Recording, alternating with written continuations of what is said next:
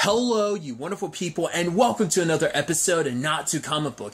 This being a show where it's about TV shows that are adaptations of comic books. For today's episode, I'm going to talk about the latest episode of Superman and Lois. A lot of really interesting things went down in this episode, so let's break it down. The episode is kind of like a divide and conquer type of situation. Obviously, Clark, as Superman, is going to go talk to John, while Jonathan and Lois are going to investigate the van, try and find out whatever information they can. Obviously, it's a whole situation of Jordan's going to return the football equipment because considering everything that's going on, Morgan Edge, people with powers, a stranger, like a lot's going on, so they kind of have to be more wary of things. Obviously, Jonathan's there stuck as being holding the wrench. That's obviously like the large metaphor. That's the episode title, but it's the large metaphor of the episode, just being that person, because no, I got it. And his dad uses superhuman strength and heat vision to fix something. That's right, I'm just stuck here on the side, not being able to help, because Jordan could, even though Jordan's not helping, he could help because he is,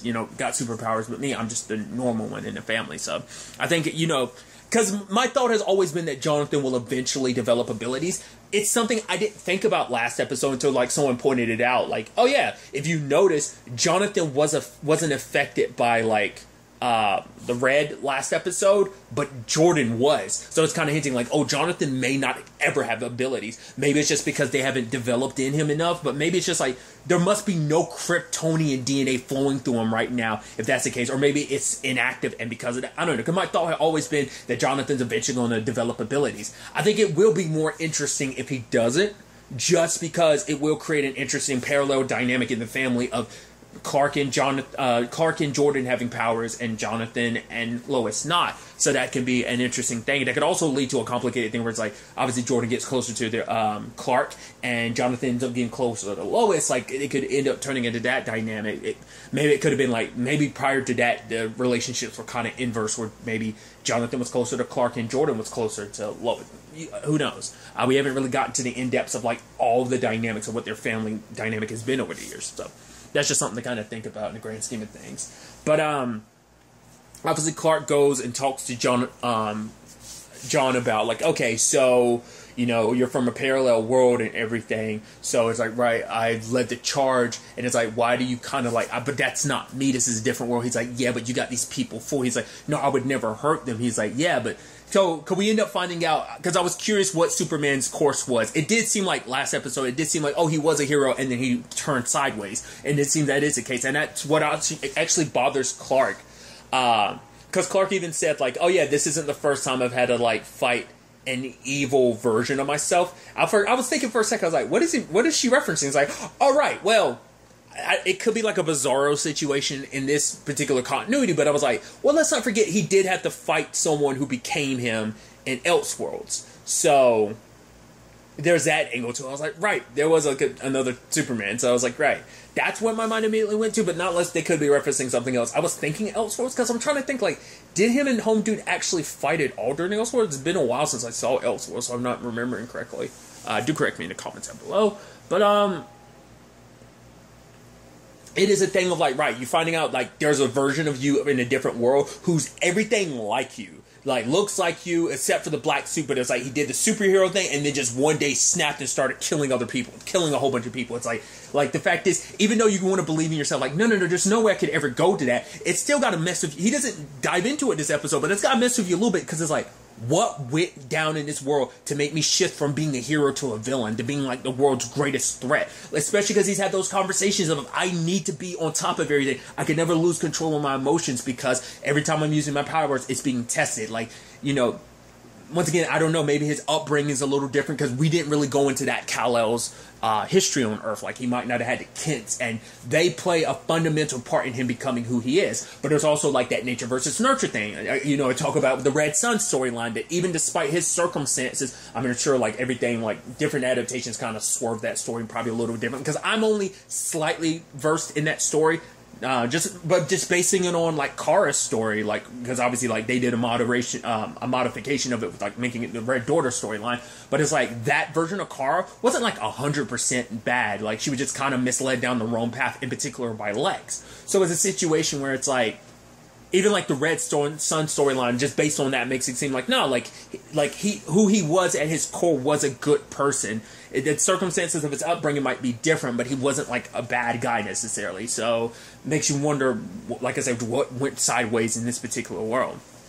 And obviously, like simultaneously, both John and Lois, because it is interesting. Lois is like, oh, I'm Lois Lane, and it's like, oh, all of a sudden, like, oh, you got access and everything. It's like, oh, that is kind of weird. And obviously, tell me everything you know about John Henry Irons, which I also learned, like, the whole Steel thing. I didn't look into it, but someone was like, oh, Steel, I didn't know that was the interest. I was like, oh, so I guess he's like a superhero, maybe anti-hero in the comics or something like that. I have no idea. I'm assuming leaning more towards hero, but like I saw a picture quickly pop up when I was like, someone was discussing like the episode, and you're like, oh, I didn't see that coming, like him being revealed to be that. I was like, oh, so like he is someone from the comics of like a particular, like I said, I'm assuming hero, but maybe it could be an anti-hero. I doubt it'd be a villain, but I could be mistaken. It kind of, whoever he is, he looks kind of like Nate, like the whole stealing up. I forgot, because like his dad was Citizen Steel, wasn't he? Or is he Citizen Steel? I don't remember. Or Commander Steel. I forgot how that whole thing works, because he just goes by Steel a lot of time. But he, like, the character looked like him, just with like the hammer that he had last episode. So once again, I meant to do some research into that, but I didn't. So once again, just little things I learned from just other people, because once again, I am not well versed in comic books at all. So a lot of this, it's just stuff that's coming to me. So I had no idea when they kind of like what they were doing with John at all. But regardless, like, the point I was making is, simultaneously, Clark is learning this just as Lois is, of like, right, not only were they married together, they had a daughter named Natalie, and that becomes significant later on, but obviously for Clark, it's like, oh, like, because for him, it's like, he knows, for one, he knows better than anyone the pain of losing your, I mean, the complicated thing is, Clark doesn't know it as well as maybe Kara would. Kara knows what it's like to lose your world, because she was old enough to know enough about Krypton to lose it and be sad about it. Clark did too, because it's a world he never got a chance to. He got to learn about it after the fact, the Fortress of Solitude with Jor-El's help and everything like that. But it's still a thing of like, he doesn't have necessarily the full-blown connection that Kara has to like Krypton, or even the world that John had. So it's not a one-for-one, but there is some parallels where it's like, man, I get it. Like, he was married to a version of you, had a child, like, and lost all that. Like, I can't blame him for feeling the way he does. Like, and I think that's such an important aspect of him being a hero. It's like, he's very understanding. Like, he's like, I can understand why John hates me. Like, I would, like, considering the circumstances, all that he's lost, it's understandable why he'd hate me. Like, what he went through, like, anyone would feel the way he does. So I think probably Clark's even thinking, like, if I were in his shoes, I'd probably feel the same way about me as well, you know?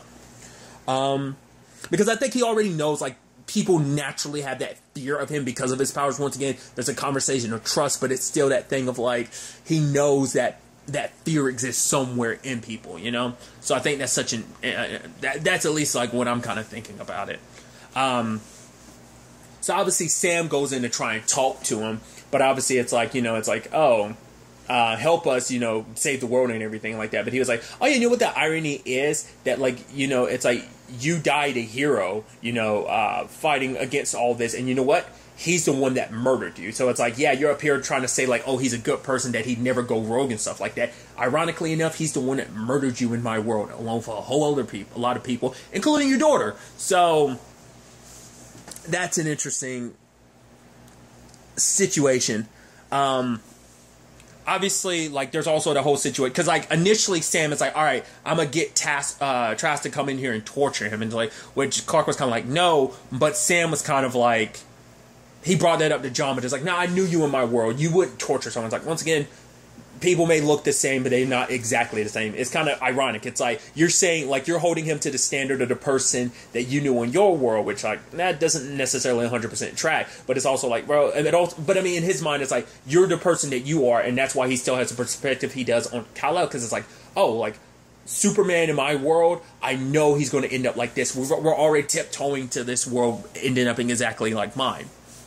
But obviously, Lois needed to take a break from the van, learning all that she learned, and so Jonathan goes in there by himself, you know, and obviously for him, it's like, yeah, sadly, I didn't get to know you, sis. I'm sure you would have been awesome. It's like, oh, that's sad, because it's like, yeah, it's a different parallel world, but it's still kind of like, man, I had a sister in a parallel world and just didn't know it. Like, it's kind of an interesting thing, which, especially when we kind of dive into it more, but obviously, like, it was like, he was close to getting killed. Luckily, Lois was able to get Clark back there in time, and he was able to defend and save Jonathan. But Lois blew up at him because for her, it's like, what you did was reckless. It was stupid. But for him, it's like he wanted to look for a weapon. It's like, no. Like, me and your mom will protect you. He's like, how? Mom couldn't do anything, and you barely got there within a second. It's like, you and Jordan are actual weapons, but what about me? Like, how am I supposed to defend myself? Like, he wanted a weapon because, like, he's feeling, small and kind of powerless in the family, just because it's like, what can I do to help? I'm just going to be, kind of always the one in danger to a certain extent. But obviously, Lois is going deep and hard and blowing up at him, and just, like, even saying, get out of my face. It's like, wow, and once again, this is a side of, like, and I think it's so beautiful in the sense that it's like, that's a real moment. Like, you all, like, I feel it with my nieces and nephews. I've snapped at them and kind of immediately regretted after. It's like, after you calm down, you're like, oh, why did I get so angry? Like, why did I let my anger get the best of me? So, like, I'm sure every parent's felt like that. You, like, snap at your kid a little bit and you're like, I'm sorry. Granted, this was, like, a very extenuating circumstances, but it's still a thing of, like, and I think it's like, we've never seen Lois depicted this way. Like, because, we've never, like, maybe the comic books have touched on it, but I've never, like, movies and shows, like, the animated series and stuff like that have never touched on it. Like, obviously we never got this with Smallville because they never had teenage kids, but it's just, like, I think the closest would be, like, I think this kind of applies with, like, most versions of Lois, like, in particular, like, an animated and Smallville version, where it's just, like, she's very blunt. She kind of tells it like it is. Like, she isn't afraid to kind of speak her mind on, like, so, but, like, just to see her kind of, like, and obviously it comes from a place of, like, Clark is like, are you okay? She's like, I'm fine, Clark. And he's like, I'm gonna go ahead and mark that as a no. And it's like, it's okay that you're not. And she's like, no, I'm fine. And he's like, I'm just gonna, maybe you should talk to someone. I'm just gonna, make sure Jonathan's okay. And we really dive into, like, why Lois is feeling the way she does. Because obviously she was like, Jonathan was doing something stupid. And it's like, yeah, but she's like, is that really the heart of it? It's like, what? That I'm blaming myself because Jonathan was only in that situation because I dragged him along. And, like, I was worried because it was like, if anything happened to Jonathan, it'd make me feel worse because not only did something happen to my baby, it's like, it happened to him because I dragged him into it. And then we also find out she had a miscarriage. We end up finding out later on in the episode, it's after she had Jonathan and Jordan, and they were going to have a baby named Natalie. And it's like, so all this opened up a lot of wounds. She's like, for her, she distracted herself because she's like, I need to have a lot of stuff on my plate because the less stuff I have on my plate, the more my mind can wonder about that stuff. So she took one, like, therapy section, like, years ago, and she never really, she's like, yeah, you helped me out before, and the doctor was like, you only talked to me once, because for her, she thought, like, she had the tools necessary, but she never fully took the time to grieve.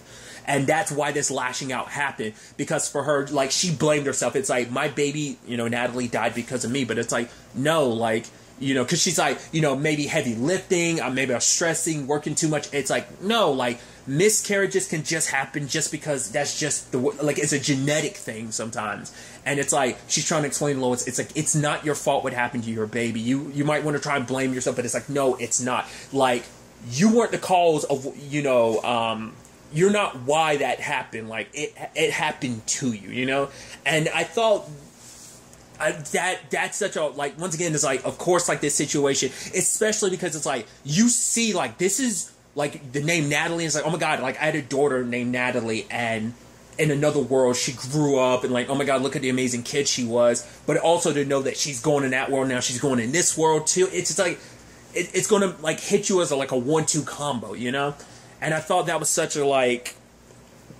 heartfelt kind of moment, Obviously, Jonathan goes to Jordan because he's like, right, like, I'm dealing with this and I don't have anyone to turn to, like, and he's like, Jordan telling him, is like, no, don't worry about it, like, I got you, like, we're in this together. Kind of sidetracked kind of a little by the Sarah thing, but I think that's why Jonathan never really took the time to open up to him. It's like, it's like, right, you're kind of, like, obviously you're in a friend zone with Sarah, like, you're trying to bring her flowers and stuff like that, yeah, which we'll get to Sarah's side of things soon enough, but, I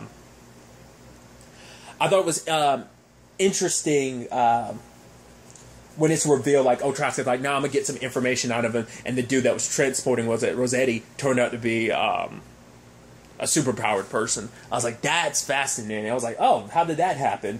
Because as Sam talks about later on, it's like, oh, he was a man that loves his country and everything like that, so, like, him doing what he did wouldn't have made sense. But obviously he ends up taking John down to, like, the 7734. And I haven't correlated this back in my head. I should have when episode 6 came around. We saw those kryptonite bullets. Back in episode 2, John visited Sam and was like, yo, you need to be wary of him. He's not the hero that you think he is, Sam. Like, in my world, you didn't trust him either. And, like, the necklace said 7734. So, it's because I was wondering whether or not Sam had started this years ago, but the moment he learned that Clark was Superman, it's like, right, I'm going to stop it and shut it down. But the moment the stranger, John, popped up and warned him about it, it was like, oh, I'm going to restart everything. So maybe I thought that's how it worked. It turns out not to be the case at all.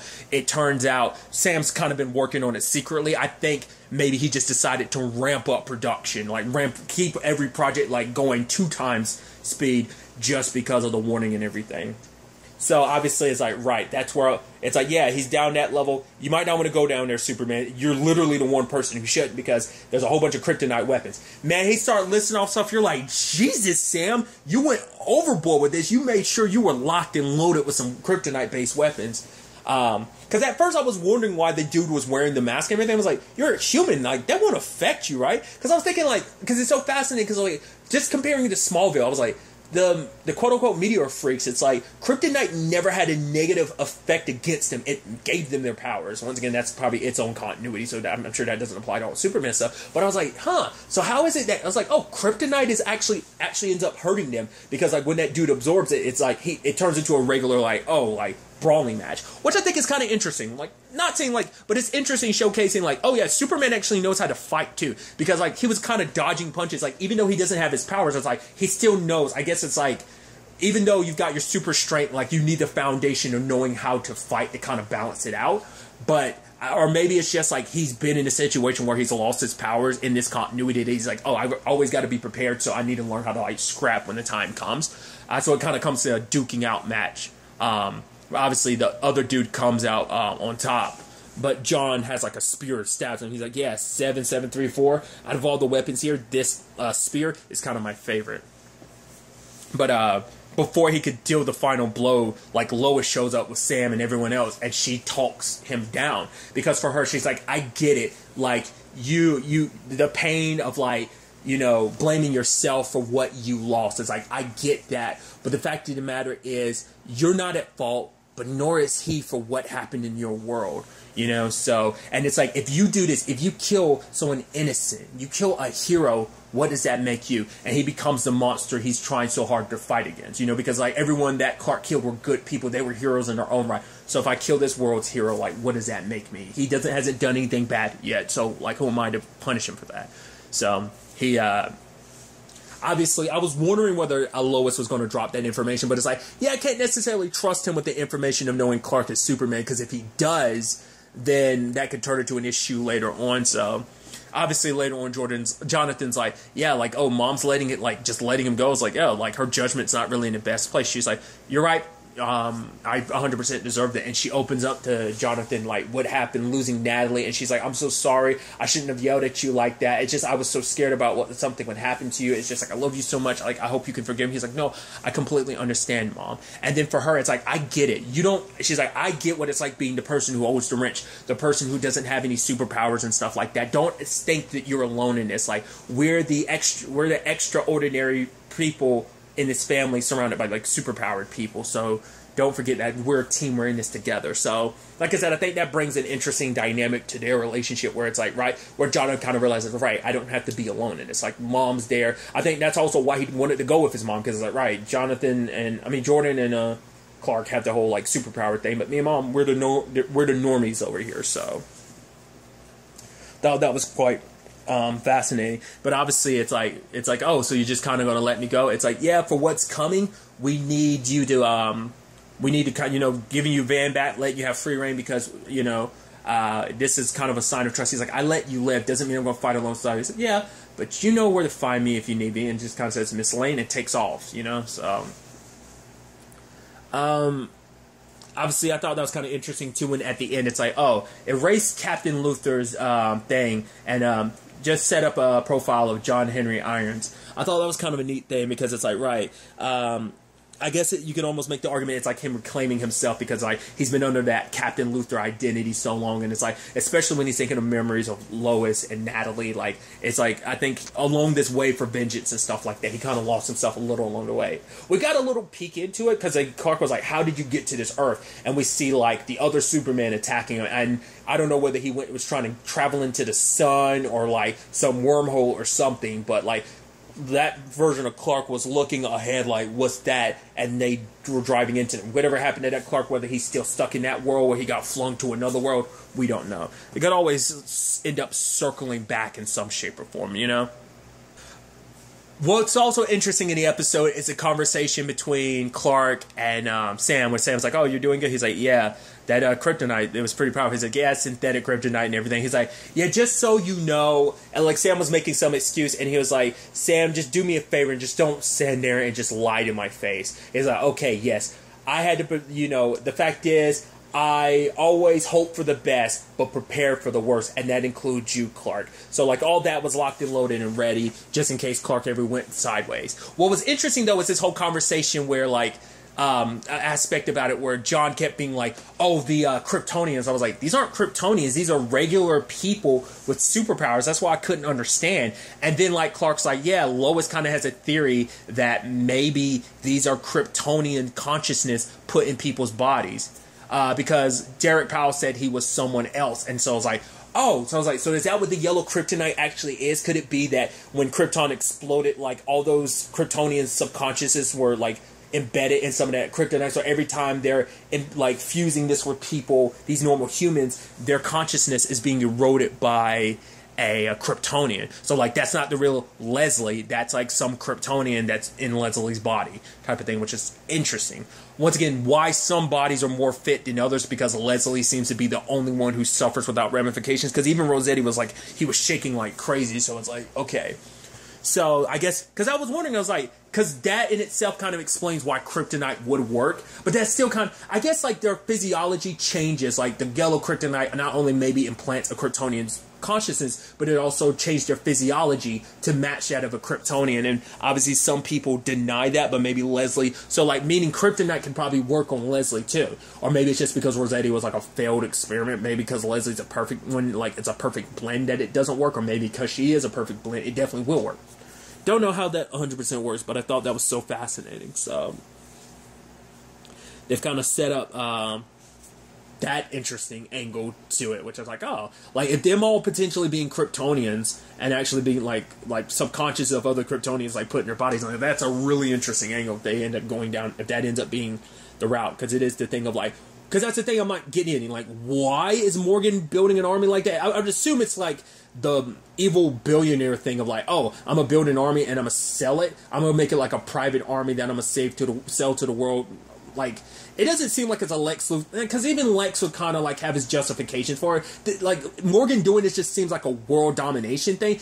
I feel like this is kind of almost like some Vought from The Boys type of thing of like, right, trying to make a company where you can sell superheroes like to the world, an army of super people, like not making like, because literally at the time it's like, yeah, Superman, once again, Supergirl, because I'm assuming this still kind of the same Earth and everything, because that is a conversation and like, or Lois had to be like, yeah, multiverse, other parallel worlds and stuff like that. It's confusing, like having to break that down to Jonathan.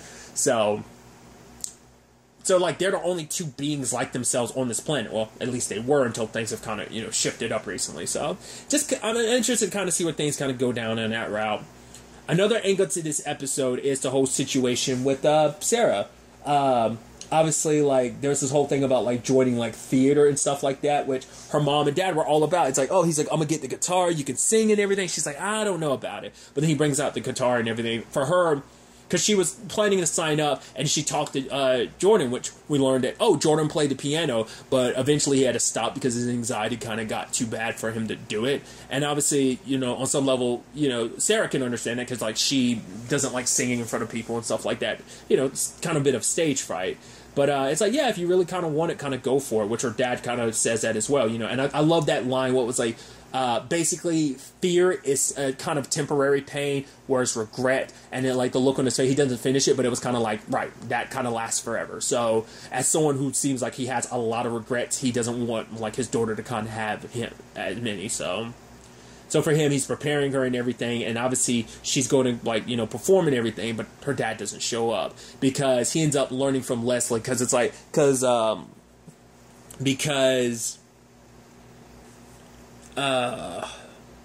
Lana is saying, like, oh, yeah, sorry, there was no position for you, which we know Morgan suggested last episode. Oh, why don't you get your husband? She's like, no. If this is kind of some of your shady stuff, obviously, she's like, I'm not going to get my husband involved. But Leslie kind of let it slip. It's a shame, like, you kind of turned down a job, and he confronts his wife about it, and it's like, it's already bad enough for her. It's like, I'm signing up other people who shouldn't be mixed up in this, but I still got to play my part. But it's still a thing of, damn, I'm still putting people up as candidates. She just made, it's just kind of, the thing is, she made sure her husband wasn't one of them. But, because of Lois, she does know more about what's going on.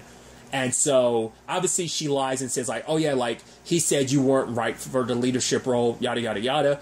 But eventually, he'll probably run into Morgan and confront him about it. It's like, I don't know what your wife's talking about, which that's probably going to lead him to get super suspicious about, you know, Lana's like, why is she lying about that? Why is she trying to get her husband to avoid taking his job? And then probably he's going to get offered a special position amongst it, and I think he will eventually get experimented on and get powers too.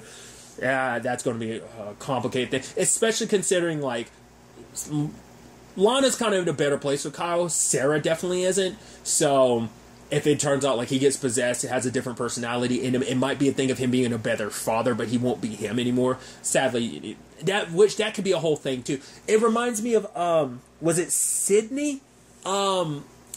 It's from Smallville, how he died, like, you know, because he joined the military, and he died, and basically someone who was in love with, I believe, Lana, shape-shifted into him and pretended to be him back. Like, that was a whole storyline. She obviously pops back up later on in the story. It's a whole thing. But I was wondering if it seemed like it could be kind of like a situation like that. Like, oh, yeah, I'm pretending to be your dad, but I'm not your dad. And, like, it could be a sad situation, like, because who knows if that's reversible? Like, the moment they possess that person's consciousness. What was I about to say? Oh, yeah, like the 100 kind of had that storyline in season 6.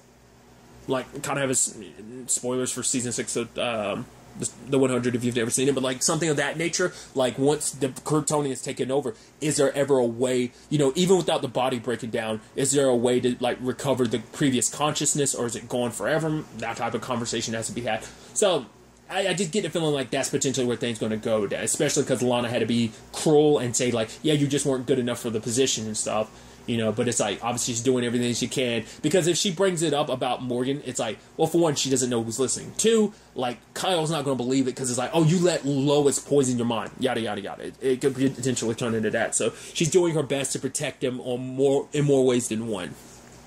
So there's that. And because he was so devastated by that news, feeling like, oh, he couldn't measure up, he's got a lot of issues, a lot of demons he's not dealing with. He started drinking a lot. Luckily, Jordan was there for Sarah playing the piano, and she killed it.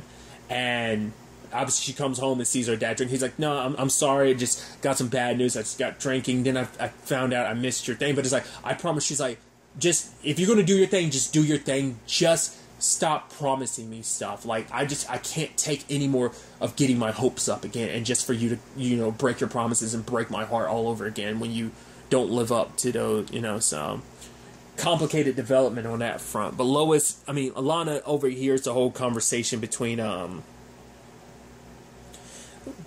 Leslie and all the people, like, yeah, like, oh, you'll be a new version of yourselves and yada yada yada. And it's like, ugh, yeah, in more ways than one, right? So that's definitely going to be interesting to see where all of this ends up taking us going forward into the next episode.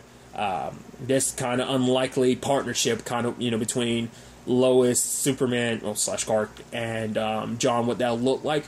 We'll ultimately have to wait and see how that all turns out. But really, that's all I want to talk about. Till the next time we meet, be happy, be safe, live life to the fullest, and enjoy it. Good day, and goodbye.